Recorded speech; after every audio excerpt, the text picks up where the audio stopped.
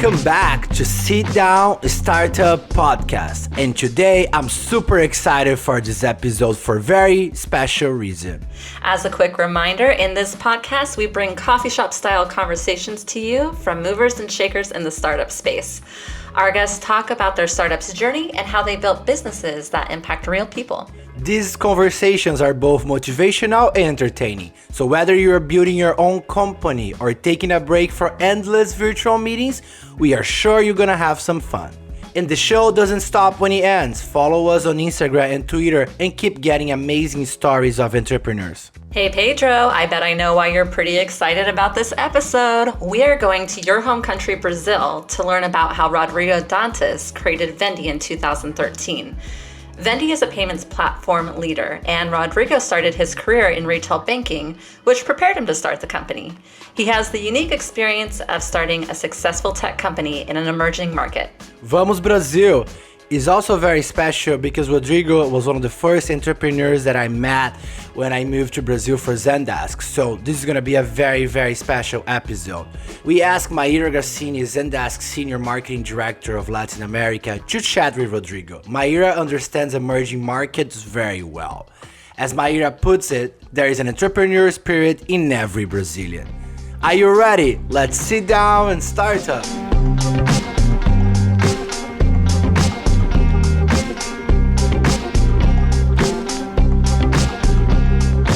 Rodrigo, first of all, thank you so much for accepting our invitation for us to have this nice chat today. And the Sit Down Startup has been a really successful podcast so far. We've been chatting with more than 15 entrepreneurs around the world. And as a Brazilian, as you are a Brazilian, I'm very, very happy to be speaking with you today. Maybe the low light is that we're not having this such informal chat in a coffee in Itaim, São Paulo, or any cool neighborhood of São Paulo, or even from another cities of the world. But I hope that we have a great time together today. Aligned with that, on the coffee or a coffee shop or something. If we were in a great snack bar or any place, what would be your favorite place to have this conversation today? If we could have this. Well, thanks for inviting me, Maira. I'm very, very excited to talk with you in Zendesk because I'm a very big fan of Zendesk. Vindi is one of the first tech customers in Brazil, and it's a pleasure to talk with you in another way now, right? I like coffee. I'm a freak with to search new coffee shops in São Paulo. We have good coffee shops here, but I have a special place here in Vila Mariana. Vila Mariana is a good neighborhood here in São Paulo, a traditional neighborhood in São Paulo. And there's a place that name is Deli Aurea. There's a small door with 2 or 3 chairs to drink a good coffee. And this is not a propaganda for Deli Aurea, but it's my favorite place today to talk with people, to talk about the life, business, and I'm trying to not suffering so much because this moment is not a good moment to go to Deli Aurea every day, but it's a good place for me. Great. Secret place. I still don't know the place, but I already want to go there. So let's start then. Let's pretend we are there and we start our chat right now. First of all, I'd like to know a little bit about your careers before talking about Vindi. So you started your career on a retail company or like some retail companies, and then you went to financial services, worked for Itaú, and then you fell in love with the possibility of being an entrepreneur. Please tell us, like, what are the key milestones of your careers, and what do you think that led you to be where you are today? Very good. I have a important passage in Itaú. Was being for 14 years. I worked in Itaú, and was very good for me because Itaú it's a biggest bank in Brazil, right? There, I learned a lot about business. I learned a lot about people.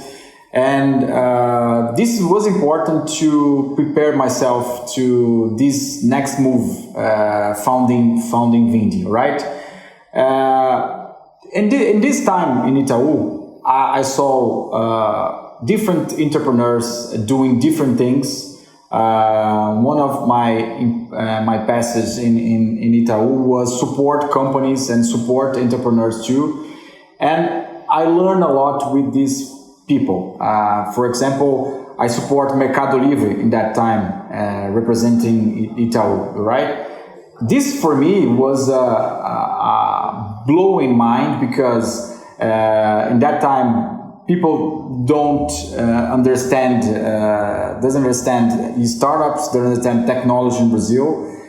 And these things, supporting this type of companies, supporting these entrepreneurs, I changed my mind to found one company before Vindi, with not successful like our company now, but prepare myself to start a company to understand what is a creation of a startup, what makes sense in innovation in Brazil.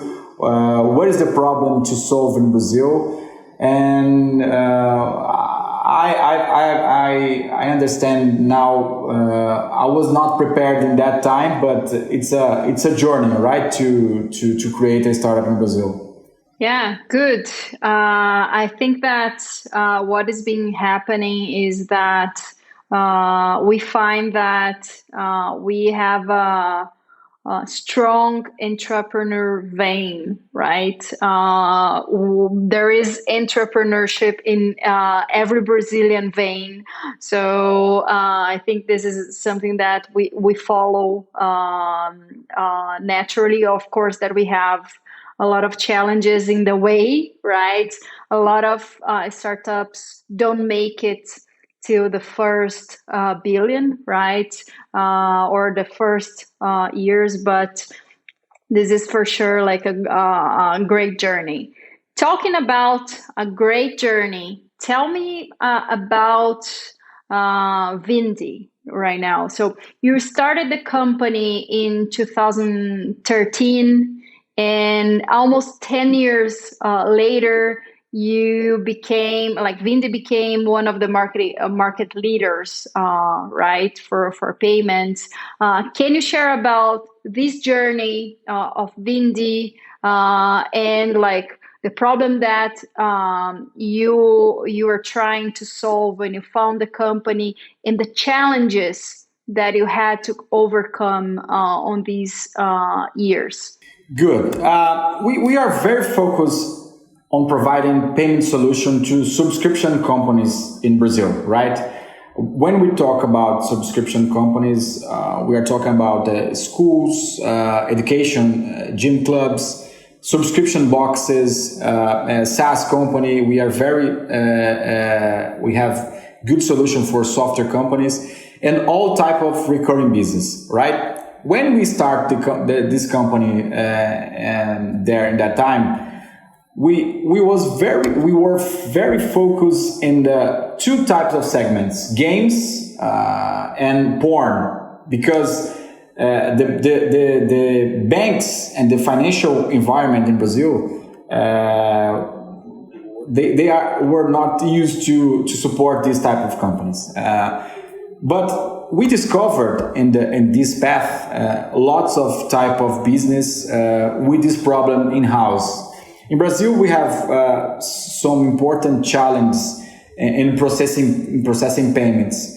All local solutions were built to support companies in the retail segment, and we create Vindi to support service companies. And service company in Brazil, they are using the subscription model to sell. To give you an idea, maybe it's changing, but today 70% of our GDP is inside of service sector in Brazil. And these companies are selling through a subscription and recurring model. Then we create and we are developing a platform to B2B companies to charge their customers through credit card, bank slips. Here in Brazil, we call bank slips Brazilian boleto. Brazilian boleto is it's like a bank slips or an invoice with a barcode, right? Then we are a SaaS company. We are a SaaS platform with financial services inside, and we are supporting B2B companies. And this challenge is very huge in Brazil because the measure of our GDP is inside the service sector, and these companies are recurring business. Okay. Wow. It's been an intense journey, I can say, right? And what was the hardest part of this journey? What was the hardest part or the hardest parts of this journey when starting a startup in Brazil? Is it like hiring people, attracting the right talent, raising funds? What were like your challenges? This is an interesting question because as a country in LATAM, Brazil has one of the most prepared environment in the world to innovate, in my opinion, because we have lots of problems. When we have problem, we have innovation growing, innovation being created. But no doubt, we are growing. The country is understanding better innovation process now, but we are in the beginning of a journey as a country driven by innovation. Of course, now raising funds it's not so hard than 10 years ago. In every part of Latin America. This is happening in another way, but Brazil has some important signals to solve this problem of in these years. But in my opinion, in Brazil we are living now a different moment to hire people. First, because the pandemic this changed all the dynamic in hire people, but in our journey in Vindi, I can say the hardest part of our story was our competitors, because Vindi we are not used to make the Silicon Valley way to growth, putting money of VCs and growing very fast. We are more traditional entrepreneurs, step by step, slowly but growing every month.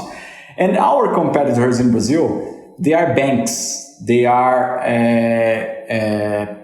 companies with high liquidity, with big money to competition. And maybe the hardest thing for us was understand this way to do business in Brazil without fight with giants like banks, like PayPal, for example, Adyen coming to Brazil, Stripe coming to Brazil. This is one of the hardest thing. Without talk about hiring people, maybe competition. We suffered a lot with competition in Brazil.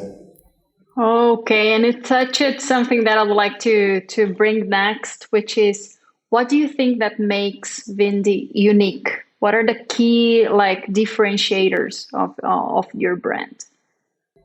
Nice. We are very focused in support companies with recurring model. And this is very important because in our history, we were invited to change our course, our path to doing mobile payment, to do marketplace services. But we are very focused and support this type of customer. This is one of our successful decisions. But we have good people here. We are very, very interested in improving our culture. We have a strong culture here in Vindi. I can say these two things are our strongs here in Vindi: the culture and the focus. Great, awesome.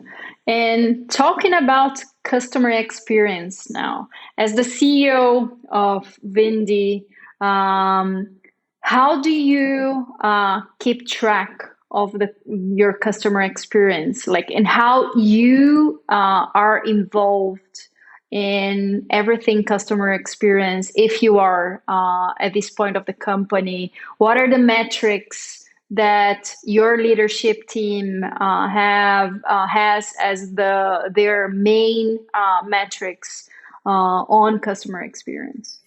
Good. NPS for us is one of our North metric star here. This metric is in our dashboards in all parts of the company. We follow our customer journey to improve our software and receive these feedbacks in real time, even in social media, for example. Beyond NPS, all Vindi employees see our customers rate support in Zendesk, for example. Time to first answer and the problem resolution time is very important to us. So NPS, time to first answer, and the problem resolution time. These are tracked by all the company. All Vindi employees see these metrics in our TVs, in our dashboards, because as a SaaS company, it's our obligation to understand NPS, of course. But the most important thing, NPS is connected with our growth, supporting another SaaS companies and other tech companies. And this is a very important issue for us. Okay, great. And in addition to customer experience, what are your key priorities as the CEO and founder of the company today? What is top of mind for you? What keeps you awake at night? Usually? Now I have a different position now. I pass with a traditional CEO to a founder CEO to an executive CEO. But talking about the customer experience, I'm very, very focused in understand NPS. Sometimes I talk with some customers and by phone or by mail to understand better what we are doing here with our customers. We have today 6,000 customers, only B2B customers, and they have different asks for our team. And sometimes I go to support team. And I answer some questions. I understand some problems in a platform. This is a very important for me because I like to talk with customers, but NPS is very, very close to growth in Vindi. Great. And what are the efforts that you lead or your team leads to reduce churn, if anything possible, as you are a subscription business. You sell solutions to subscription business, right? What are the main measures that you take? I know that you're all about like NPS and obsessed about the customer, but can you tell some examples or big initiatives to avoid churning? Yeah, we have a different relationship with churn here in Vindi because Vindi is a critical partner in the customer journey. We are billing their customers. When we are inside of the billing and the payment system of our customers, it's very hard to change the solution, right? We have a good position in this vision. Our churn rate is around 2% today. We love to study some important segments and solve some of their pain to improve our churn. The secret for us, it's working good. It's to clusterize by segments and understand some problems by segment. We have a focus in education and SaaS companies and gym clubs and real estate business, and understand what these type of business are doing is very good because we discovered some things connected with churn. Our product and our market team are very close to customers, receiving feedbacks and talk to them to develop products with a high impact. This is a strategy to fight with a possible churn. It's good because it's helping us to deliver a better product to our customer. For me, churn is connected to a good product. If you have churn, maybe you can't understand better the culture of develop product and understand better the segment in the customers. Okay, great. And talking about now the Latin America ecosystem and talking about like the journey of the founders, the startups, what do you think that makes a founder successful in the startup ecosystem? First, for me, it's another personal vision, but it's about impact. What is the impact of these companies are doing in Latin America? In Latam, we have good economies, but we have huge problems to solve. When you have problems, you can do innovation in these places. Places like Brazil, for example, has big challenge like security, infrastructure, logistics, education problems.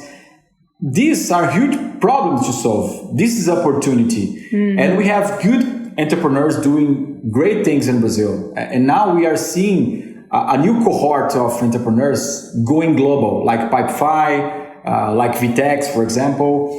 These guys are doing impact not only in the country, but in the world. And for me, it's about the impact, and we have good case in Latin America. I can say Viva Real with Brian, Happy. We have good case in Latam. What we need to do is create more an open environment to innovation. And we are not talking about to ask help to government, or it's about the private companies. The entrepreneurs can be the key to Latin America goes to in levels like China, in levels like Silicon Valley, for example. But we have good entrepreneurs. In Latin America, we have good entrepreneurs. For sure. And I'm taking from your answer two key things. One is like solve a real problem, a big problem, right? The startup needs to solve a real problem from the ecosystem, from a country, or even from the world, right? And the other thing is like innovate and how you propel innovation, right? That's great. And we have a few questions to go as we are out of time in our coffee. I would like a little bit more from you on some points. What is your advice? So we're in a challenging time right now, but still we are seeing entrepreneurs wanting to like launch businesses and so forth. What are your main advice to the entrepreneurs that are starting or thinking of starting right now? Well, we are in a different world after the COVID-19, but for me,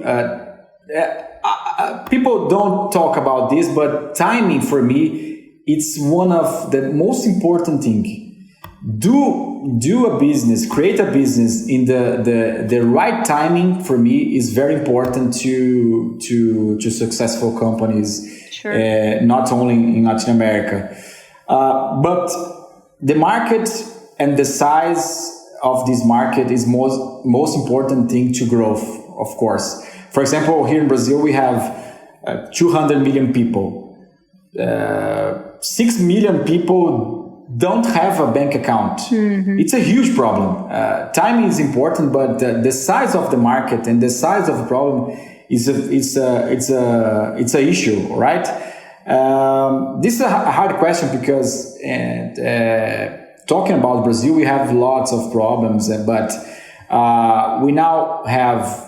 we have good firms, good VCs coming to Brazil. We have good angel investors doing good things in Brazil. But timing is very important, and a huge market for me is these two things working together will be a easier path for all type of entrepreneurs. Okay. And maybe a little bit of resilience, right? For the tough times, right? It's interesting because Brazilians are very different from another entrepreneurs in the world. Brazilians don't giving up easier of an idea. It's a bad thing because we have people doing the same thing 20 years and growing not so good. But in general, Brazilians are very, very resilient about their business. They tried and they grow confident to do a thing. And this is important example in cases like XP, 20 years of company, Vtex, it's a company with 20 years old. This is a good case. In US, you have cases of entrepreneurs doing things in 5 years and doing another thing and doing another thing. Here in Brazil, we have a different way to create business. Yeah, that's an important thing. And for those listen to us right now, we have a motto that is called "We are Brazilians. We never give up." So, yeah. Right? And I think that adds a secret sauce to our startups ecosystem as well, right? So great. We are about to the end of this conversation, and I know that a huge thing happened to Vindi in the last months. Please tell me about what was this huge thing that happened and what is the future for Vindi? Whoa! Well, we sold the company. We sold the company to LocalWeb. LocalWeb is one of the biggest tech companies in Brazil. They are a traditional company. They are old in good terms in Brazil. They have 22 years old. And the acquisition was completed last month because in our vision, they are doing good things in the public market. They were an IPO. They were public last year, and our dreams are very close, very similar, Vindi and local web. And it's an important moment in Brazil to some exits here, especially in the startups. The money are coming. We have a different market today in terms of liquidity. And we have good opportunities with this acquisition because now we are more prepared to invest in company. We have more money in our cash flow, and we are a new partner now doing high performance and high growth in Brazil, and we are very happy here. We are in the same model. We are very focused even after the acquisition. We are maintaining our name, our culture, but now we are more strong because we have a rich partner to invest in our dreams. Great, awesome. This is a strong sign of success, right? That's great. Well, Rodrigo, thank you so much for your time today. I love the conversation, and congrats on Vindi and the future that holds great things for the company. And that's it. Hope to see you soon in the ecosystem. Thank you, Maira. Thank you for Zendesk. Thank you so much, and bye-bye. Rodrigo, obrigado. It was a pleasure to have you on the show. It's fascinating to hear your journey and how much work we still need to do to improve the Brazilian ecosystem. I can't believe that 70% of the Brazil's GDP contributors were so overlooked. And as you say, if there are problems, there is room for innovation. Yeah, it's so great to see how Vindi rose to the challenges of competition, steady growth, and adjusting to the pandemic. Personally, I love that Vindi, somewhat of an underdog at the time, relentlessly focused on customers and is winning against some pretty big names. Yours is a great example of really using NPS to understand what your customers want and to deliver real value based off of those numbers. Thanks again for joining us here today. Only you can help us grow. Make sure to subscribe wherever you get your podcasts and leave us a review. Stay safe and hungry.